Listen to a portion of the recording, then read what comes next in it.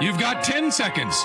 The countdown going on right now. I'm sorry, I'm not doing it the wrong way. This is Play-by-Play Cast, the world's #1 sports media podcast. Wait, what? Nobody's fact-checking it. Just keep going. Here we go. Who the hell is Happy Gilmore? Got all that on camera, right, John? Sure, I did. All right, because the red light was not on. The podcast about play-by-play broadcasters for play-by-play broadcasters, hosted by a play-by-play broadcaster. Oh, you can stick me in some kind of Italian boat because that one is gondola. Now, from New York, really? All the big ones are from New York. Your host, Joe Godet. It's still Joel. Yeah, he will not be able to see very well, Cotton. All right, episode number 168 of Play-by-Play Cast. It is baseball playoff season, so for the second week in a row, we talk baseball here on the podcast. Episode 167 last week with Josh Sushan of the Albuquerque Isotopes, and this week, Steve Klauke joins us from the Salt Lake Bees. He is also the voice of Weber State football and basketball. Before we get to that, this, of course, is the Play-by-Play podcast about play-by-play broadcasters for play-by-play broadcasters, hosted by a play-by-play broadcaster, professional development pod that dives into the tips, tricks, experience, stories, process, and preparation of some of the biggest and best play-by-play announcers in the business. As you heard, my name is Joel Godet, and you can email me, jgodett at bsu.edu, or, well, not or, just and, maybe, if you're inclined. Leave a rating, review, throw some stars our way. Always appreciated. Steve Klauke has broadcast just south of 4,000 games for the Salt Lake Baseball organization. Originally, the Salt Lake Buzz, who you might remember from Major League 3 back to the minors. Great film. They then became the Salt Lake Stingers, and now the Salt Lake Bees.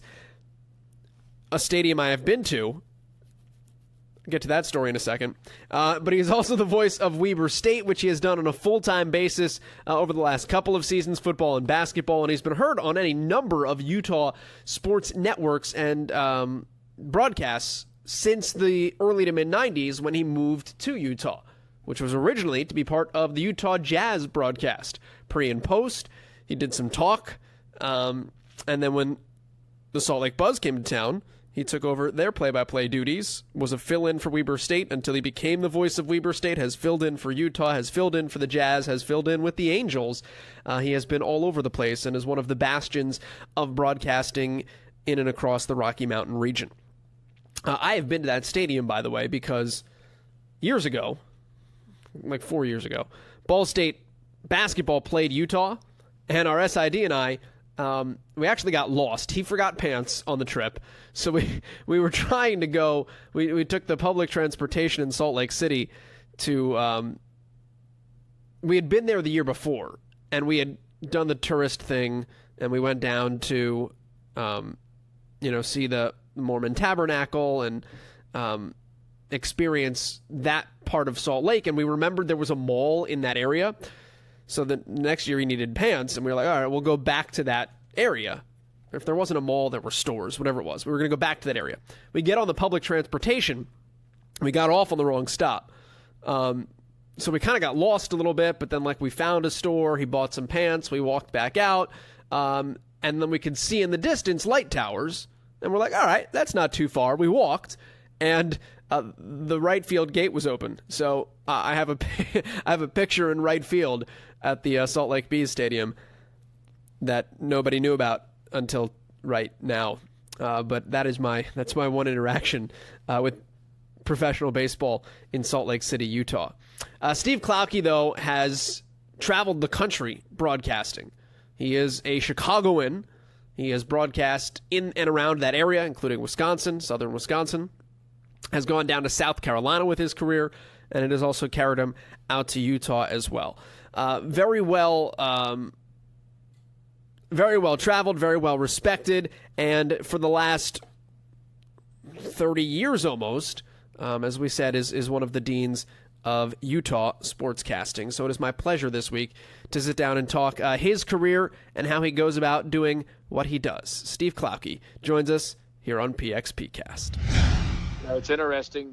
When I got out of high school, first of all, I went to my father in particular was a guy that didn't believe in college, so I never got the chance to go there. So I went to a fly-by-night broadcasting school in Milwaukee called Career Academy, in between the hotel management floor and the medical and dental assistance floor. and out of there, I sent out 50 blind letters to radio stations all over the country that I picked out of the broadcasting yearbook. And guy called me in Orangeburg, South Carolina, saying, sure, come on down. And so it was only a summer job. So once the hours shortened, because it was a daytime station only, got let go, went back home, worked at a bank for 4 years. And then the new general manager of the station in 1977 called and said, hey, we're a full-time station now. Do you want to come back and get back into broadcasting? And I checked with my wife, and I said, absolutely, sure. Spent a couple of years there, moved back to Illinois to get a job in Zion, Illinois, which was interesting because it served both the Illinois side of the state line and the Wisconsin side. So not only did I have to cover news on both sides, but sports on both sides. At that time, the high school football was better on the Wisconsin side, the basketball was better on the Illinois side. In 1983, the owners sold the station and made it to a company that made it like a relay station for a classical music station in Chicago. And so I was the last person on the air, and I had to do a DJ shift from 6 in the morning until the sale was finalized, which was a little bit after 2 o'clock in the afternoon. So I was on the last voice on the station. From there was an opening for a sports only position, my first one in Aurora, Illinois. Got that job after a week-long tryout. And it was interesting at that point because I was there from 1983 until 1989. And December of 89, on the 1st, they called us in allegedly for a budget meeting. And sure enough, the ownership had decided to turn the station off and just operate the FM. So once again, I was out of a job. I once again was the last voice on the air for that radio station because on December 2nd, we were contractually obligated to broadcast the national championship game for semi-pro football between the local DuPage Eagles and the Scranton Eagles in a game that was played at Paul Brown Stadium in Massillon, Ohio. So for the second time in a row, I was the last voice on a radio station. Was that a big deal? It was. It really was. I mean, it was. At least I think it was. I was the only one on the staff that got to say a goodbye and let people know what was going on. And I meant the semi-pro football game. Oh yeah, it was. It was. We had been for about 3 years. We had been having the coach on a regular basis on my evening talk show, and then we occasionally did some of their Sunday afternoon home games, and they were on a roll that 1 year, and so we had paid the fees and we're contractually obligated to do the game. And it was funny because it was so cold in Ohio, the crowd or the wireless mic froze during the coin toss, so we couldn't even carry the coin toss. Our local team lost 21-0, but the highlight was after the game they had an awards banquet at the Pro Football Hall of Fame up the road in Canton. I had free reign of the Hall of Fame for about 3 hours, so that was a lot of fun. After that, there really wasn't much going on. I did some freelance work here and there, but couldn't find anything full time. It had gotten to the point about 18 months after the fact that maybe that was the end of the road for me. And talk about job security, I had legitimately applied to be a reservationist for Amtrak. Thankfully, they didn't hire me. And what happened was, at the time, there was a 1-800 number that you could call, and they would have listings of sports broadcasting openings. And then one time I called and they said that we're becoming a biweekly subscription service. Please give us your name, address, and we'll send you out a subscription form. Well, when they sent out the subscription form, they included the latest issue of their newsletter, and there was a listing for the Jazz pregame, halftime, postgame show / on-air and producer. So I applied for that job, and from what I understand, there were 50, 60 applicants, and they flew in 5 people for the in-person interview, and it got down to 2 people. And fortunately, I beat was out the one Joe that Buck. I beat out Joe Buck, yes. I know that's hard to believe, but I think it's worked out pretty well for the kid. I'll come back to that part here in just a second, but I do want to go back to the signing off of a radio station and having done that twice. And jokingly, did you take anything with you on the way out? And more seriously, what is it like to say goodbye on the airwaves of a station? Well, I guess for the answer to the first part, now that I think about it, I don't think I took anything with me other than maybe some media guides. I figured, well, they're not going to need them anymore. I might as well keep them for myself. And I think I still have some of them from the Chicago Bears back in the day, the complete sets of the NFC and the AFC from the mid '80s. So that's kind of cool.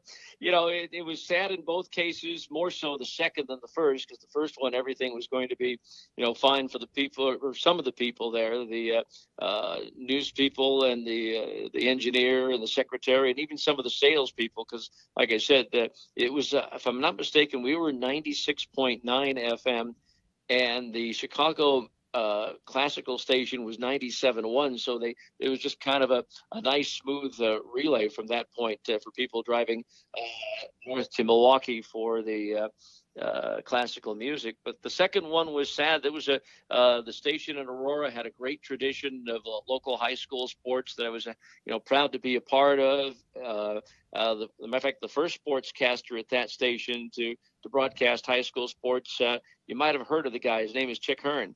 And it was really sad from the history and the tradition. But again, I considered myself fortunate to be the last one on the air, so I could say my goodbyes and talk a little about the tradition, and even threw a plug into the other station in town that was still doing high school sports. How much play-by-play did you get to do up through that point in your career?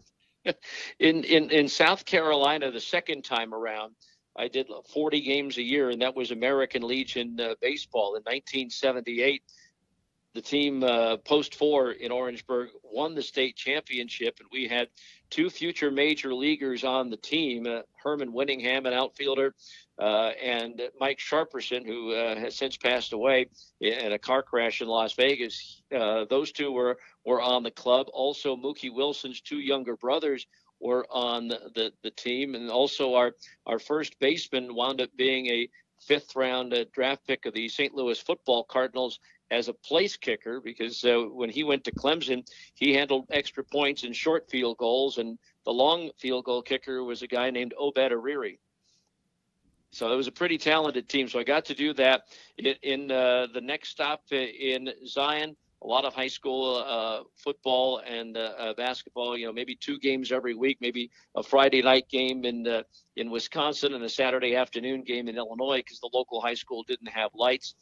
Basketball, maybe Fridays and Saturdays, and maybe more than that during the state tournament, as well as the Christmas holiday tournaments. But Aurora was the one where I really was able to develop styles in all my sports, because we had football games Friday night, Saturday afternoon. Sometimes I do 3 in a weekend. We do that semi-pro football team, or somebody like a local Division III college would play a Saturday night game. So I'd be able to do 3 football games. Basketball, I called it Hoop du Jour, because we basically had a basketball game every night, but Monday nights during the week, between junior college, Division III, and high school games. We did a small sampling of high school and college baseball, but in the summertime, you will find this kind of strange, but I got to broadcast every game home and away for one of the top 10 men's fast pitch softball teams in the country. We used to broadcast, like I say, every game home and away. So we're talking about 100 to 120 games a year, depending on the number of tournaments they played in. And it was a case where we didn't play in a softball complex at home. We actually had a neighborhood park that seated 3,500, and on Fridays and Saturday nights we'd get 2,000, 2,500, maybe 3,000 people out of the ballpark. So it was a big thing in that market, and it took me to 14 states and 2 Canadian provinces. That's pretty awesome. Well, I mean, tell me a little bit more on the men's fast pitch side, what being a part of that was like, because I feel like it's something that nowadays, I mean, I mean, I guess it's something you could do, but it's not something you can kind of process doing on that level. No, it really was a great experience from the standpoint that it was my first opportunity to travel with a team, which really prepared me for getting used to travel with the AAA baseball club.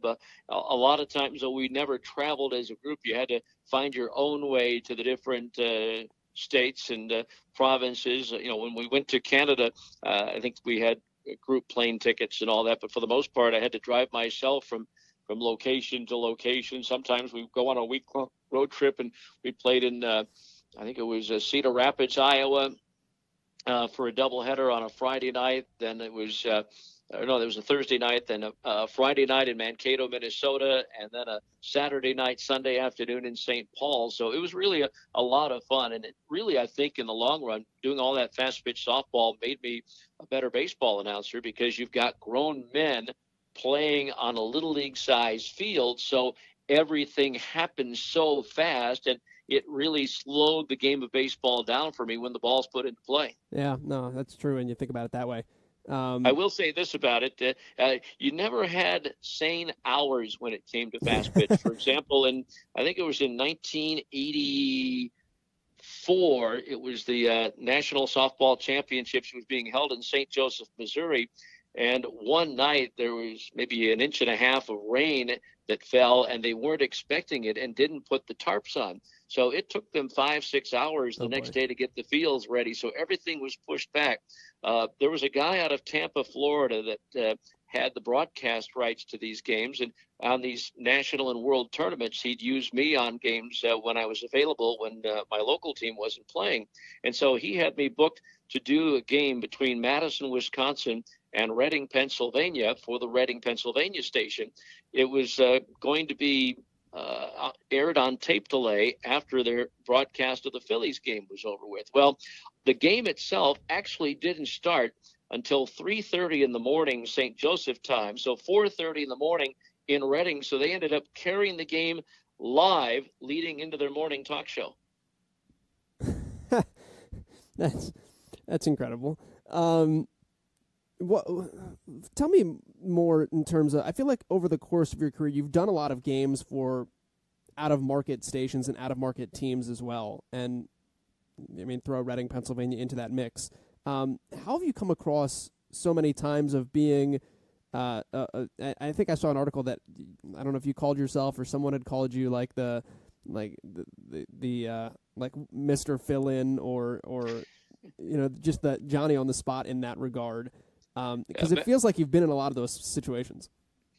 You're right. It has happened that way, and it's not something that I've, pushed for, nothing that I've searched out. It's just fortunately, word of mouth, and your name gets passed around, and you get calls, and you hope that you're available to do it. As you mentioned, there was a 6-year stretch where I filled in, even though it was a competing radio station from the Jazz-owned station. They allowed me to do this. I did, I think it was 29 basketball games, 1 football game, 7 women's basketball games, and a baseball game for the University of Utah.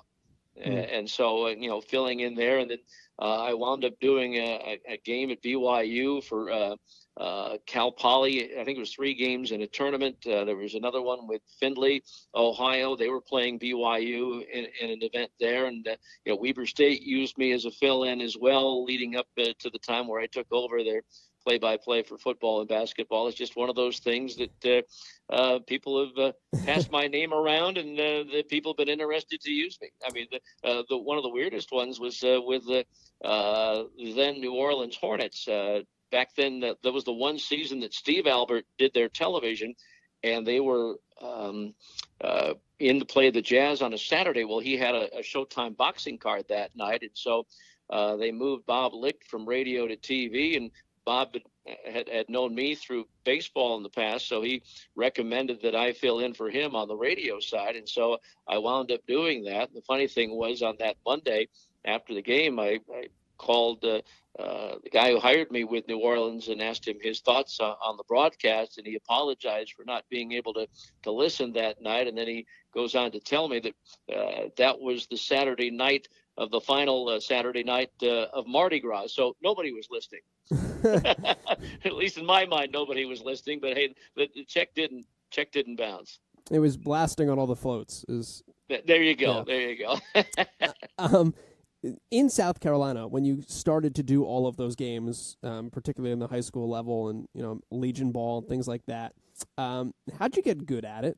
Like, what did you study? What did you learn? How did you polish yourself in those formative years?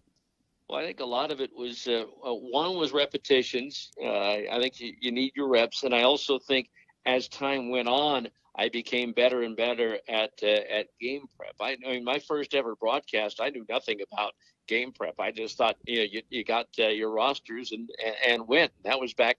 Of course, I was 13 years old at the time, and was a freshman in high school. I got to do the varsity football game. Our campus had one of the oldest high school radio stations in the country. So I got a chance to do the varsity football game when I was 13, my third week of my freshman year. I do remember that we lost 34-0, and my cousin was the quarterback, but because he played so lousy and had a different last name, I never mentioned the fact that he was my cousin. But 2 years later, when the team went undefeated, he was good old cousin Bob on the radio. So I think so repetition, and I think learning how to game prep, and also learning how to be myself, because when I was doing the American Legion games in Orangeburg, I'd get to do the middle 3 innings. Our station manager did the rest, but my home run call, I just copied Jack Brickhouse, the Hall of Famer from the Cubs, back, hey. And I'm thinking, later on, I think, why am I copying what he's doing? You should do whatever feels right for you. What did you learn about preparation? The more, the better. In that case, obviously, there's no media guides or anything. So it's that's where you learn to talk to the players, try to get some tidbits from them about their backgrounds, what their likes are, things like that. And, doing a better job of researching, because back then, I don't know what it's like now, American Legion Baseball, there were 40 teams in the state of South Carolina. There were 8 5-team divisions. So to keep up on everything was important to me. And so it was just a situation where I would, like I say, talk to the players and learn as much as I could about them as individuals to try to make more than just statistics, make them human beings. How does that, how have you, I don't know even if adapted is the right way, but how have you carried that through now to, you're doing AAA baseball games, or Weber State, Division I football and basketball games. How's that carried through in terms of how you interact with those types of people and glean information and stories from those types of people, particularly, I would think, on the baseball side where they've got a hunch that you're there for that reason, so to speak, and making them comfortable enough to understand that they can talk to you and you can get good and interesting information.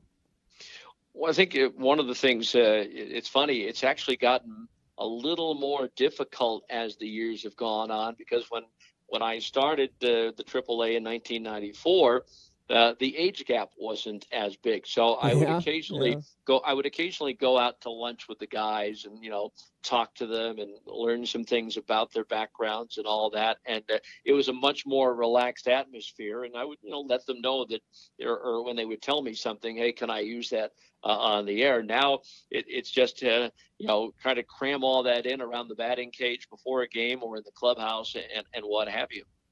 Are there benefits to not being the same age as them in terms of that, though? And I don't know if do they look at you in a more sage fashion?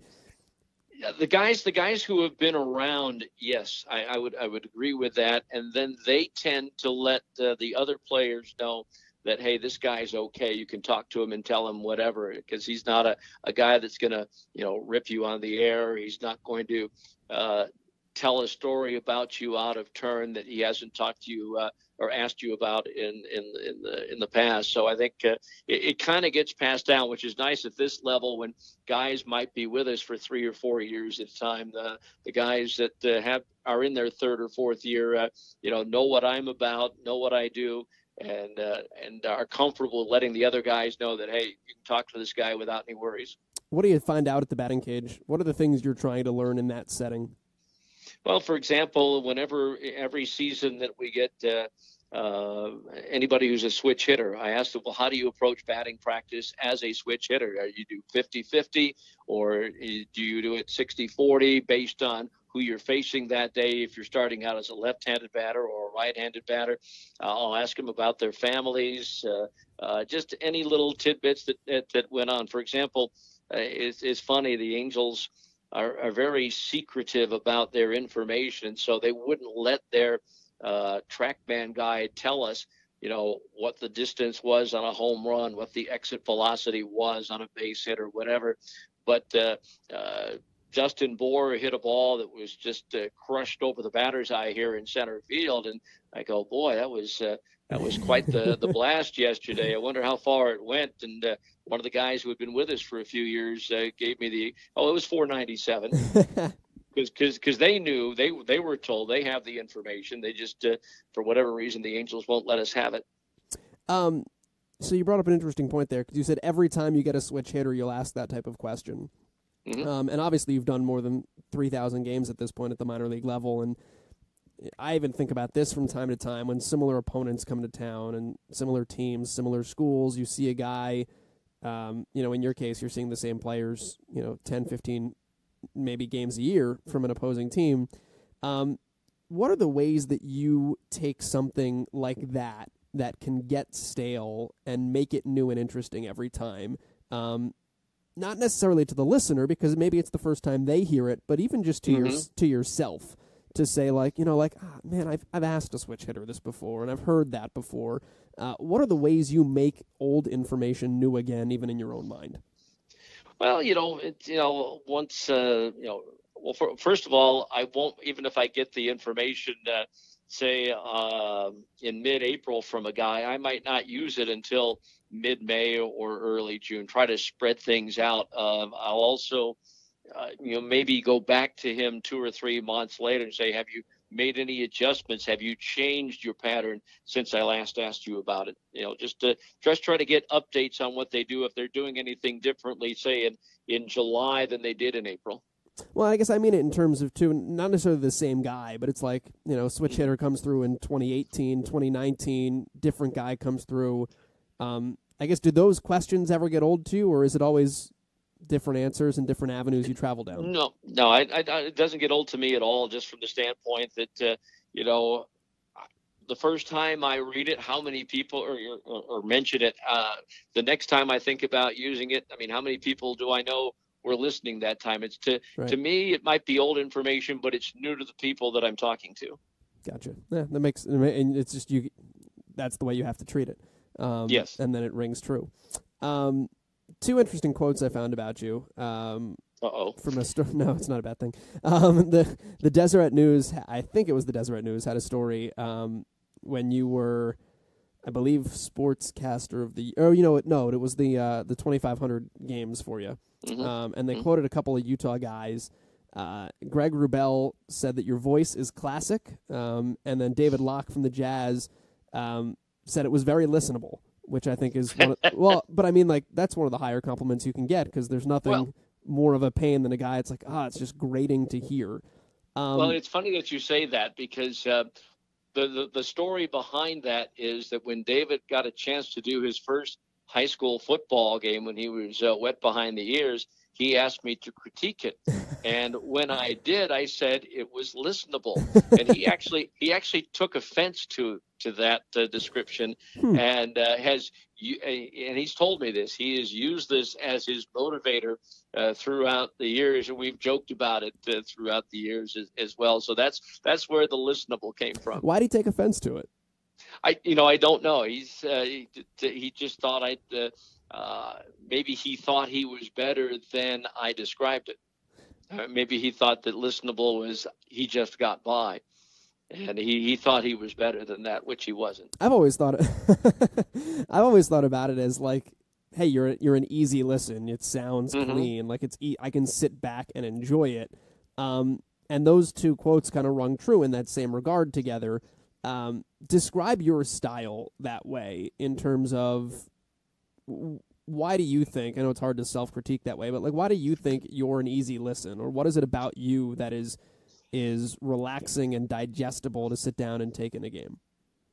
Boy, that's a great question. As far as, boy, I think part of it might be the fact that while I get excited, I don't yell at you. And I always tell a young broadcaster, it's not about volume, it's about inflection. And I think that's part of it. I've had people tell me they love the way that the game is described.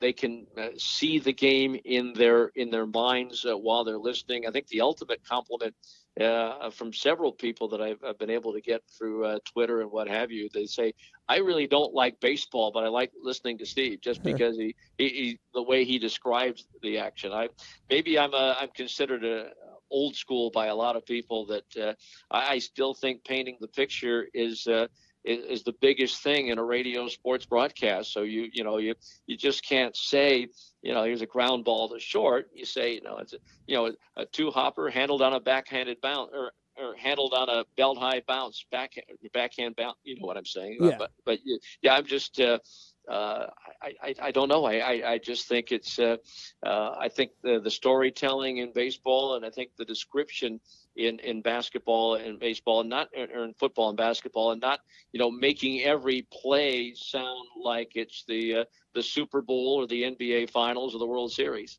Tell me more about that. Getting excited and not yelling, and volume versus inflection.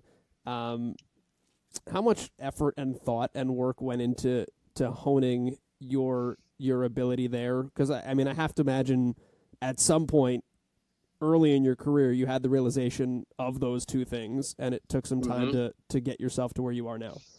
Well, part of it just maturing, getting older, and then realizing you sound stupid when you're yelling. Don't yell. And sometimes when you yell, you're not understandable. Sometimes you yell and it peaks out the equipment, and you really can't be understood. So it's just one of those things. Vin Scully always used to say that he never listened to any other broadcast. He'd watch the World Series with the volume down because he doesn't want to pick up any habits from somebody else, whether it be good, whether it be bad.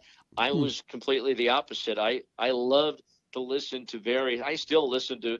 I might not care about the Pirates and the Reds, but I'll listen to the broadcast while I'm preparing for my game, just to maybe get ideas and all that, and incorporate it in what I do. And so I just try to, and I think over time I realized the guys that I liked the most got excited but didn't yell at me. And so that was something that I concentrated really hard on, because I can remember one time in that fast pitch softball, we were in the World Tournament in Sioux City, Iowa, and it was a scoreless game, bottom of the seventh, and Mike Drew was the guy's name. And I said, well, Mike hasn't hit his annual home run yet. Well, now would be a great time. And then 2 pitches later, he clears the center field fence for a walk-off win, and I'm going bananas. I grab the wireless mic. I'm running down the steps, yelling and screaming to go out and interview him after he crosses home plate. And I happened to listen back later and said, boy, you sounded like a complete idiot. And so maybe at that point in particular is when I realized it's about inflection and not volume. Yeah, it's something I've tried to be really conscious of, in particular over the last couple of years, and trying to have listenable is the best way I've been able to think about it. It's just like make yourself as easy a listen as possible, and you find a pretty common or a pretty consistent tone that's easy to follow along with. On the action side, describing the action, what's the best way? How do you best describe the action? Because I feel like there's a tipping point sometimes where people will say, oh, that's too much detail, it's too much to process, or is that not true? I think that is true, and there are some times that some people, and I'm not going to name them, that they want to be so descriptive that to me they're 4 or 5 seconds behind the play, and the cheering from the play has already died down. And no, the play's been over for a while. Why did you take so long to get to that point? I think I learned in regards to being descriptive but not overdoing it. when I was doing high school hockey. I mean, I realized after a while, and then later on I did some Utah Grizzlies hockey here as a fill-in whenever they would do television. The radio guy would go to TV and I would do the radio. It didn't take you very long to realize you can't describe every pass in a hockey game. So you have to, be smart with what you do describe. And I think I took that from hockey and put it on the other sports as well. Let me dive into your hosting background. Can you tell me about what was the Utah Jazz job like? And what did you enjoy about that aspect of things? Well, it was funny. First of all, when I got the job, the audition tape I sent, it was a little bit unusual. Rather than cut up spots, I just sent them a solid hour of a particular show that I did in Aurora with other than erasing the spots. And I was very fortunate. In 1 hour, I was able to interview the late Nick Charles from CNN because they were coming to do their sports night show in Chicago, their first remote broadcast ever. And then they said football coach of the semi-pro football team was a guest. And my hour wrapped up with an 8-minute one-on-one with Arnold Palmer, who happened to be in the area designing a golf course, and he had the media over for a walkthrough while it was still nothing more than piles of dirt being rearranged, and so that kind of opened the eyes of the people here because they were always used to getting good guests on the show and interviewing them.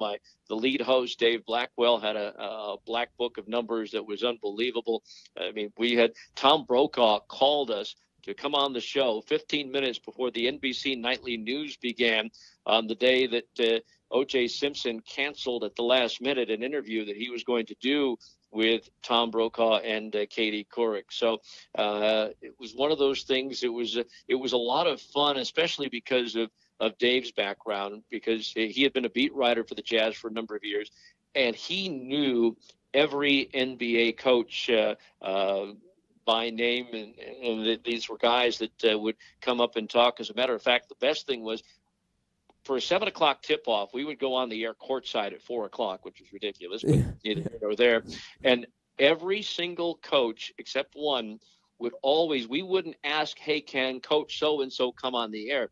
These guys would actually come out, seek Dave, and find out what time do you want me to come on. The only guy who wouldn't do it was Pat Riley, but that's neither here nor there. But so it was a lot of fun from the standpoint that to get NBA coaches to come up and talk to you. That we would always get the broadcasters on from the visiting team, which was great for me, although embarrassing the first time we played Chicago because I had made the mistake of letting Dave know that I thought the world of Jim Durham, who was doing the Bulls games at the time. And when he introduced Jim on the air, he told Jim that, by the way, Steve's one of your biggest fans.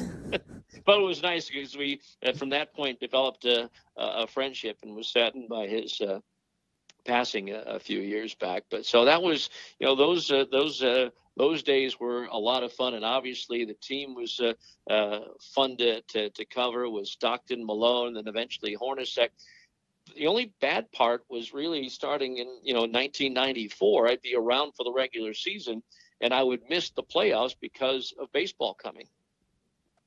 Do you ever miss being able to do as much talk radio as you did with that opportunity? Absolutely not. I have a hard time listening to sports talk radio these days. We have some good shows here in Salt Lake, but for the most part, it's I'm glad I'm not a part of it anymore. You're not into the hot take city?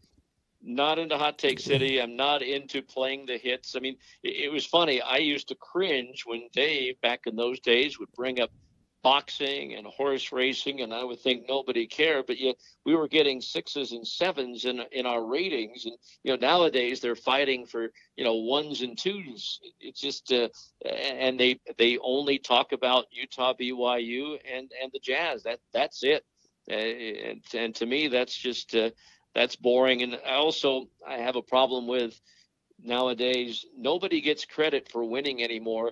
Let's blame so-and-so for losing, but don't give any credit to the winning team. Yeah. So I don't miss it at all. I don't necessarily disagree with you at all there. Did you think that's kind of where you were going to be, though, like, because I know the Buzz came around in 1994, but before that, had you kind of resigned to, like, if play-by-play comes around, it comes around, but I'm happy in this role at that time? Absolutely. That was absolutely the case. But I remember when I was interviewed for the job, the station manager said he really, because I threw in some play-by-play at the end of my talk show tape, and he said he really enjoyed what he heard. So not long after I started, I suggested it hadn't been done in Salt Lake for a few years. Why don't you let me broadcast the state football championship games of the top two classes of high school football here? And they thought it was a good idea. And I just on a whim brought in as analyst for each game the head coach of the defending champion as my analyst. Obviously, neophytes in the business. One worked out really well, one didn't. And then I did some. They decided that was good. Let's do some the high school basketball championships as well.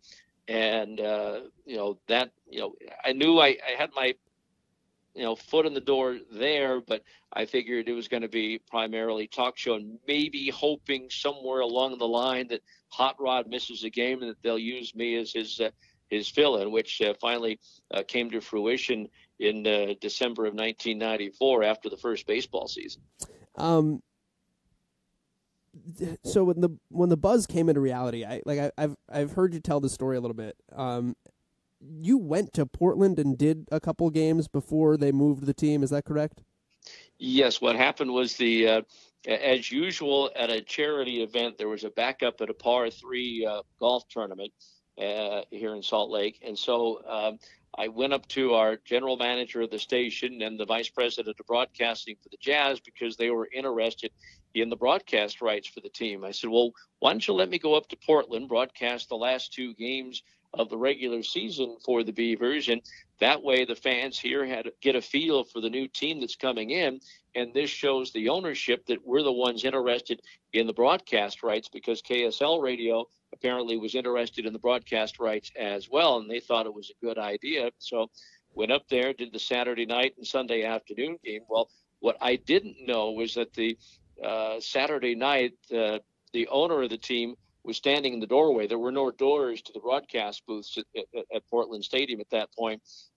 He was listening, apparently liked what he heard, and told both stations whichever one had Steve would get the broadcast rights. Well, first of all, I wish I had known that. I could have negotiated a better deal. Right. But so I didn't know this was why, but KSL sent one of their sports people over saying, trying to talk me into coming over to their station to do the games, and saying that the BYU broadcaster is closing in on retirement. We're looking for someone to develop as the heir apparent, and that was very nice. The money they offered was the same, but to me it really wasn't about the money. It was the fact the Jazz saved me from 19 months of unemployment. I really felt a loyalty to them, and so that's when I decided I was going to stay, and that's how we got the broadcast, and that's how I got the job. Okay, so it was you went back up to Portland and broadcast the games back to Salt Lake for the last couple. Okay, so that'll make sense. My thick brain, I was like, why would they why did they bring in this guy to do the last couple of games of the year? Now it makes a lot more sense. Well, at that time, they only broadcast Saturdays and Sundays in Portland. Oh, wow, okay. So you were like the guy for a couple games. Yes. All right. Well, that works out. That works out in the long run. I want to ask you one non-broadcast-ish related question. Okay. I too enjoy going to Triple D restaurants when on the road. I have been to the Meatball Place in Salt Lake. You've gone to 166 restaurants though that have been on television. Let's update the list. It's up to 189 right now. First off, I didn't know there were that many. There's actually almost 1,200 now. Okay. How does that make your life more fun when you travel on the road and seek those out? Oh, I love it. I mean, first of all, I like to eat local rather than chain when I travel. but sometimes local can be iffy. So I figure I go to a town for the first time, I'll look it up to see if he's been there and what restaurants he's been to. And, I always strike up a conversation with the server saying, hey, I'm here. This is my 167th Triple D place. And sometimes I get a reaction. Sometimes I don't. It's just a lot of fun. I try to eat what he's had on the show. That always doesn't work out, but it's a lot of fun. Matter of fact, I went to one in the south end of Denver called the Bagel Deli. Got a chance to meet the owner who I saw on the show. And one thing led to another, and it turned out that he graduated from the same high school as I did 4 years before I did. Oh, wow. That's a small world. Yeah, it is. So, what's the best thing you've had from those 189 stops? Boy, that's really, really hard. I might have to break it down into meals. And my favorite breakfast of all time would have to be Amato's in Omaha. It's an Italian deli that not only does their own meats, but they do their own ricotta cheese, and they put it in their pancake batter. And those are the best blueberry pancakes I've ever had. Unfortunately, the owner passed away about a year and a half ago. His widow and son ran the place for about 3 months, decided they didn't want to do it anymore, and so that place is unfortunately closed down. The Southern Kitchen in Tacoma is great. Some of the best fried chicken I've ever had. Their breakfasts are outstanding, and there's some great places here in Salt Lake that have been on the show as well. The previously mentioned Moochie's is certainly high up on my list, but it has made me broaden my horizons a little bit when it comes to food, because I like to describe myself as a picky foodie. I'm a foodie in the ways that I like to be a foodie. There you go. And I'm sure it also plays well on the air because it gives you stuff to talk about. Oh, absolutely, absolutely. I mean, when the score is 12-1 in the sixth inning, you need something to talk about other than the game, even whether the Bees are ahead or behind in a situation like that. So, it gives me something to throw on there a little bit. And I've kind of gained the reputation because whenever we go to a new city, players ask me, hey, where should I go? I remember one player asked me where I should go for breakfast because he was a big breakfast guy. And I said, I didn't know baseball players knew what breakfast was. Or at least outside the hotel breakfast. Exactly. Yeah. There can't be 189 places in the PCL and the Big Sky. Oh, no. Oh, no. Well, there's quite a few. I mean, there was I think there's 19 here in Salt Lake City alone. Okay, well, that'll do it, yeah. Reno had 4, and now they have 8, and I happened to catch 2 of them when we were played at Nevada a couple of weeks ago in football. And, I'll add them whenever I can. And my wife and I went on a driving trip around all 6 New England states last year, and I hit 7 Triple D spots. So I kind of searched them out a little bit. So it's really fun, and helps the monotony of the road. Well, Steve, if people want to hear more of you or learn more of you, how do they track you down on social media or whatnot? Or hear games? Twitter at SLB's Radio. It's funny. I think I'm up over 2,500 followers right now. More than half of them, I think, are Angels fans from Southern California wanting to know what's going on here. And I gained quite a few of them, the Angel fans in 2016 when I got to do those 6 games for the Angels that season. And then on Facebook, I think it's just Steve Klauke. And then the games themselves, you can go to saltlakebees.com and link into the games there. And as far as Weber State is concerned, I believe if you go to the schedule page for the various sports for the Wildcats, there's a link to the radio broadcast as well. I do want to let you get going, but I'd be remiss if I didn't ask you. You bring up those games with the Angels. You did those 2 series. I feel like we always talk to players when they get called up. I remember having conversations where it's like, hey, they always say don't look at the lights, like don't look up, just keep your head down, and it all looks the same. Is it a similar reaction when you make a major league jump in a broadcasting sense? Well, it was interesting because 7:00 game at then Safeco. get to the ballpark a little before 2:00, put my stuff down on the counter, and kind of look out over Safeco, and I got this, I don't know, comforting feeling about myself to say, hey, this feels right. You can do it. Don't worry about it. And never really got the nerves until about 2 minutes before my first live shot on the radio. It was everything was going well, getting excited. And about 2 minutes before I went on the air, Mark Gubasaw comes over from the television booth and gives me the Leslie Nielsen to Peter Graves, "We're all counting on you" speech from Airplane. So it was fun. But Darren Chan, the producer, engineer, and Mark Langston just made it easy to me. Actually, my biggest concern wasn't calling the game, but was the format, making sure I did the format right, especially on the Saturday and Sunday, because Monday through Friday somebody else does the hour-long pregame show, but on Saturday and Sunday, Terry does the pre- and post-game show. So I had to do that on that Saturday and Sunday, but everything worked out really well. Awesome. Steve, won they swept the Seattle series, won the first game in Baltimore, and then lost the second game in Baltimore. So the next morning when we went to the dugout for the media scrum with Mike Scioscia looked at me and goes, "Well, you're not undefeated anymore. Now you're nothing special. Now you're just one of the guys." And I looked at him and said, "I'll take it." I was going to say, if they had gone 6-0, they wouldn't have let you go on. Exactly. Scioscia was kind of a superstitious guy, because every year he would ask, "Are you going to fill in again?" And I said, "Well, I don't know. They haven't said anything." And he goes, "Well, you'd better, because your record's too good."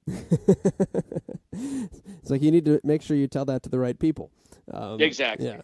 Steve, thank you for spending some time. I really appreciate you being a part of it. Well, I appreciate you asking me, Joel. It was a lot of fun. Steve Klauke joining us here on PXPcast. As he said, SLB's Radio is his Twitter handle if you want to shout him out and let him know you caught the conversation and enjoyed it if you did.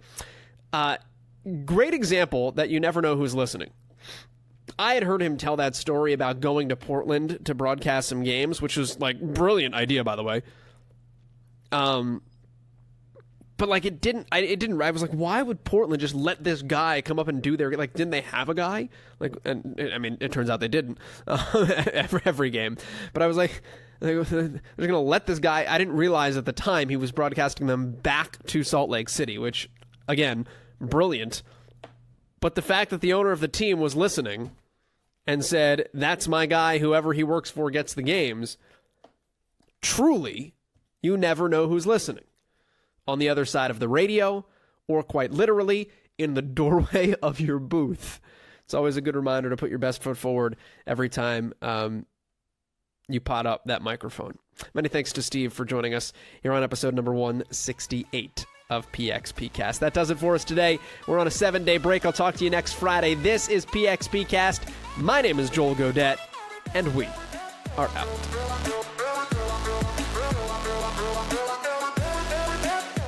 That will do it from St. Louis, where the score is inconclusive.